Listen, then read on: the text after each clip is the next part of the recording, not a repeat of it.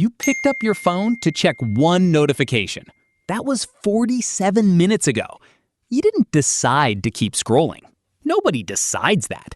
Your brain made that call for you, and it did it using the exact same circuitry that keeps a slot machine addict feeding coins into a machine at 3 a.m.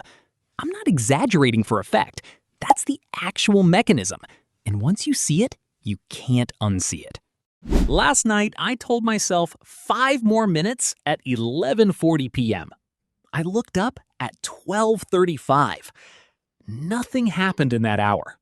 No emergency, no big news, nothing I'd remember by lunch the next day. And that's exactly the part that should freak you out a little, because it wasn't a willpower problem. You're not weak, and you're not addicted to your phone in some vague way your aunt warns you about at Thanksgiving. There's a specific neurochemical process happening in real time every time you swipe up on that feed. And by the end of this, you're going to understand exactly why you can't stop. And more importantly, the one thing that actually breaks the cycle. Let's get into it. Minute 1. You open the app. Your brain releases a small hit of dopamine. Not because something good happened, but because something might. That's the key. Dopamine isn't actually the pleasure chemical like everyone says. It's the anticipation chemical. It fires hardest right before the reward, not during it. Which is exactly why slot machines are designed the way they are.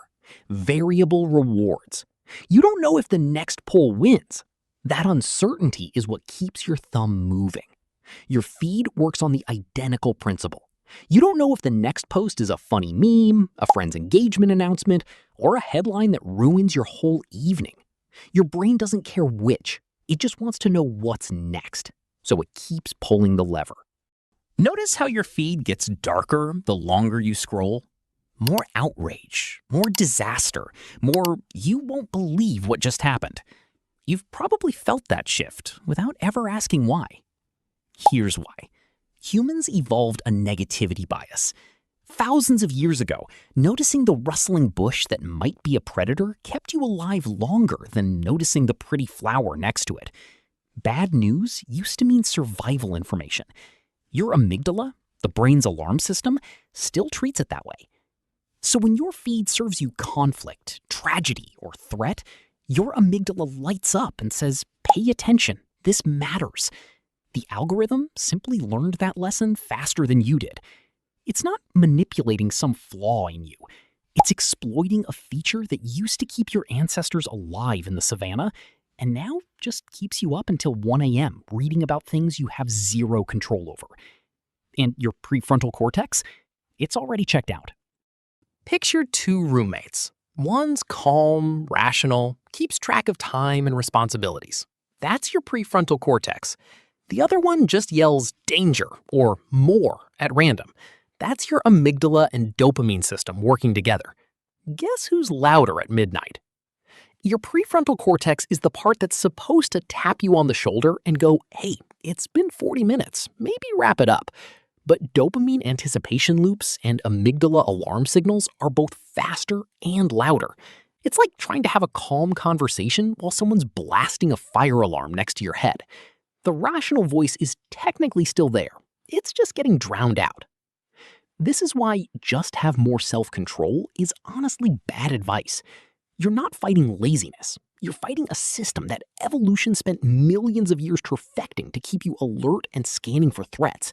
Except now, the threats are infinite, curated, and available 24/7 in your pocket. So, does that mean you're stuck? No. And this is where it actually gets useful. The fix isn't more willpower. It's removing the variable reward, the uncertainty that hooks the dopamine loop in the first place.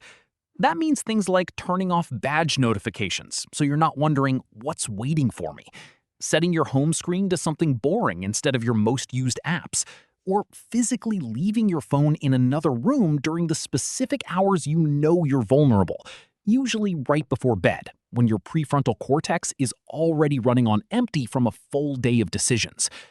None of this requires you to be a different person. It just requires you to stop relying on a part of your brain that was never built to win this particular fight. Here's what I want you to remember next time you feel that itch to check just one more thing. That itch isn't a character flaw.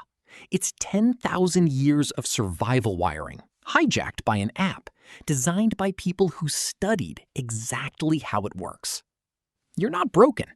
You're just playing a game that was rigged from the start.